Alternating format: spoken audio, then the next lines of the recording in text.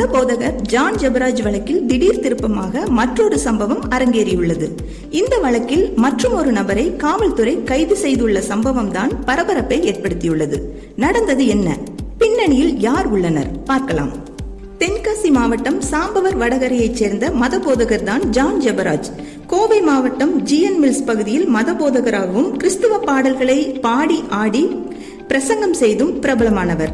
இந்த நிலையில் கடந்த ஆண்டு மே மாதம் கிறிஸ்தவ நிகழ்ச்சி ஒன்றில் பங்கேற்று 2 சிறுமிகளுக்கு பாலியல் தொந்தரவு கொடுத்ததாக ஜான் ஜெபராஜ் மீது பாதிக்கப்பட்ட சிறுமிகள் புகார் அளித்தனர்.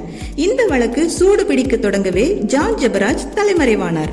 புகாரின் பேரில் ஜான் ஜெபராஜ் மீது போக்சோ வழக்கு பதிவு செய்த காவல்துறை அவரை 3 தனிப்படை அமைத்து தேடி வந்தனர். பின்னர் கேரள மாநிலம் மூணாறு பகுதியில் பதுங்கியிருந்த ஜான் ஜெபராஜை தனிப்படை போலீசார் சுற்றி வளைத்து கைது செய்தனர். இதனை அடுத்து இந்த வழக்கில் வேறு யாருக்கேனும் தொடர்பு இருக்கலாம் என சந்தேகித்த போலீசார் விசாரணையை தீவிரப்படுத்தினர். இந்த நிலையில்தான் இந்த வழக்கில் திடீர் திருப்பமாக பென்னிட் ஹாரிஸ் என்பவரை கோவை காந்திபுரம் மத்திய அனைத்து மகளிர் காவல்துறையினர் கைது செய்தனர்.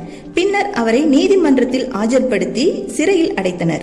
துடியலூர் பகுதியைச் சேர்ந்த பென்னிட் ஹாரிஸ் என்பவர் ஜான் ஜெபராஜின் உறவினர் என்பது குறிப்பிடத்தக்கது.